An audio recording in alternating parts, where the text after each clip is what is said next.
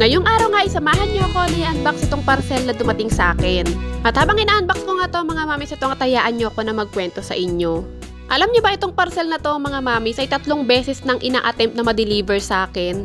Kaya naman pala laging unsuccessful yung pagde-deliver nito sa akin ay nasa ibang barangay pala siya. First time nga lang nangyari sa amin na yung parcel namin ay napunta sa ibang barangay.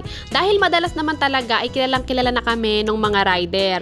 At kapag meron talaga kaming parcel na deliver o may i-deliver sa amin, hindi na talaga kami tinatawagan ng mga rider. Dumidiretso na talaga sila pa 3rd floor para nga katukin na lang kami. O di naman kaya ang gagawin nila mga bandang hapon na nga sila magde-deliver dahil alam nila ganong oras kami nagigising. Kaya nagtataka kami kung bakit lagi na lang unsuccessful yung pagde-deliver nito sa amin. Pagkatapos nga ng ilang araw ay tumawag na naman yung rider kay daddy. Ang sabi nga niya ay nandoon pa din sa ibang barangay yung aming parcel.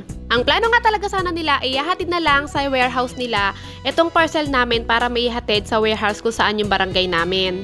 Pero buti na nga lang din ay mabait yung rider dahil tumawag ulit siya kay daddy. Ang sabi nga niya, hindi pa naman siya nagsisimulang mag-deliver sa barangay nila kaya ihatid niya na lang tong mismong parcel namin dito sa amin.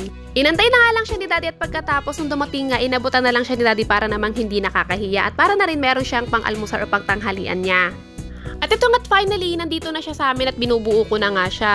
Bago ko pa nga makalimutan, naalala niyo ba mga mami sa sinabi ko sa last vlog ko na plano ko nga bumili ng platuhan? Pero ang sabi ko nga din doon, dahil hindi pa naman yon yung nasa isip ko at wala pa naman akong budget para doon huwag ko na nga munang isipin. Nagulat nga ako mga mami kinagabihan, merong nagchat sa akin ay binilhan niya ako ng platuhan. At ito nga nakikita nyo na binubuo ko ngayon na ito yung binili niya para sa akin. Hindi na ako makatanggi mga mamis kasi na-checkout niya na at dito niya na talaga in-address sa amin. Kung naalala nyo nga yung nagbigay sa akin ng Christmas tree ay siya din yung nagbigay neto sa akin ng platuhan. Syempre hindi ko na nga lang babanggitin yung kanyang pangalan dito para na nga rin sa kanyang privacy. Wala na nga ako magawa kung hindi sobrang magpasalamat na lang talaga dahil yung mga plano kong gustong bilhin ay siya na nga yung bibili para sa akin. Kahit nakakahiya nga mga mami, syempre sa kabilang banda ay sobrang saya ko pa din naman. Sa totoo nga lang ay ito rin talaga yung madalas kong sinisearch kapag nagsisearch ako sa mga online app.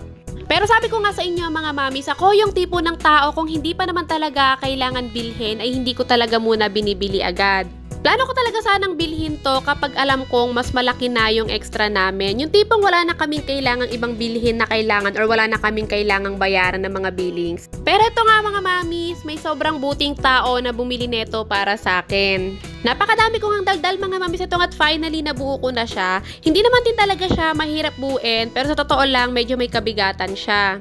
Bali alam ko 2 color pala to mga mamis. Meron ding black neto pero ang ganda rin talaga netong white na to. Lakas talaga niyang maka-aesthetic. Basta yun na yun mga mamis. Meron naman siyang manual kaya hindi naman din mahihirapan bumuo neto kung sakaling ang bet na bet nyo rin bumili neto.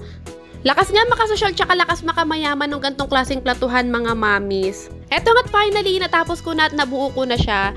Meron nga din pala siya ditong mga sabitan ng mga sandok.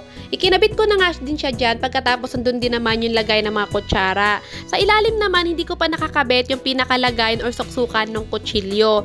Yung kinabit ko naman doon sa ilalim is lagayan naman ata yun ng mga sabon or ng mga sponge. At nandito na nga tayo sa pinaka-exciting part mga mamis. Nung dinala ko na nga siya dito sa kusina para sana ipwesto kung saan siya dapat ilagay. Kung nakikita nyo nga mga mamis, hindi siya kasya. Doon kasi talaga dapat nakapwesto to sa may bandang lababo. Hindi siya nagkasya kasi nga meron akong mga lagayan ng mga grocery o mga condiments doon sa taas. Pero kung wala sana yun mga mamis ay kasyang-kasya siya. Nung hindi nga siya obra doon, banda sa may lababo, sinubukan ko naman dito kung saan nakapwesto yung aking induction at kalan. Hindi rin siya obra dito mga mamis kasi nga, pag nilagay ko siya dyan, pag nagluto ako, mauusukan or matatalsikan din siya ng mga mantika. Kaya naman ito nga't bumalik ako dito sa sala para pagmasdan to, sinusubukan kong isipin kung anong pwedeng gawing paraan para nga ma-fit siya doon sa aking kusina. Noong una nga ay naisip ko baka pwede pang lagariin yung pinakapaa niya. Pero ang problema mga mamis kapag nilagari yung paa niya baka mahirapan na siyang tumayo. Lalo na at mga plato at mga baso yung ilalagay dyan baka biglang tumumba. Kaya naman no choice ako kung hindi titigan at pagmasdan na lang siya. At nung natapos ko na nga siyang titigan at pagmasdan wala naman akong ibang gagawin kung hindi baklasin na nga lang ulit. Buti na lang talaga hindi ko rin masyadong hinigpitan yung mga tornilyo niya. Inisip ko kasi baka sakaling magkamali ako sa pag-assemble sa kanya para nga mas madali kong tanggalin yung tornilyo. Hindi nga ako nagkamali sa pag-assemble. Pero hindi naman siya nag-fit doon sa aking kusina. Nakakalungkot mga mamis pero wala akong magawa kung hindi baklasin na lang siya ulit. At kahit nga talaga nahihirapan akong pakawalan to dahil sobrang ganda din naman ito at isa pa, bigay sa akin to. Chinat ko nga yung nagbigay sa akin ito, ang sabi ko nga kung okay lang ba sa kanya na ipamigay ko na nga lang to sa isa sa mga follower ko na deserving tong platuhan. Kaya naman mga mamis, pipili nga ako ng isang maswerteng follower na makakatanggap na ito. Pero sana yung pagbibigyan ko nito yung deserving talaga taalagaan to. Alam niyo naman ako mga mamis, pagdating sa gamit, bigay man yan o bili namin, mumurahin man yan or mamahalin, talagang sobrang iniingatan ko dahil alam ko nga sa sarili ko na hindi naman madaling makabili ng mga gantong klaseng gamit, lalo na kapag alam mong sapat lang yung pera mo. Ayoko din naman ibenta to mga mamis dahil hindi ko din naman pera yung pinambili nito.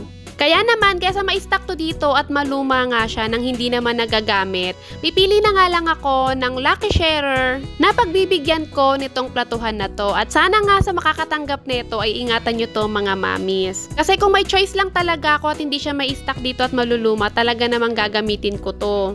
Pagka-share nyo nga na itong video na to mga mami, sa ilagay nyo nga sa comment section kung taga saan kayo para alam namin kung taga saan or kung magkano yung kailangan naming ipunin para nga sa pagpapashipping neto. Yes mga mamis, wala rin kayong intindihin sa shipping fee dahil kami na rin ang bahala. Ayoko din kasi talaga siyang lagariin na lang mga mamis dahil feeling ko papangit yung itsura niya at sayang naman kasi talaga yung ganda niya kung lalagariin lang.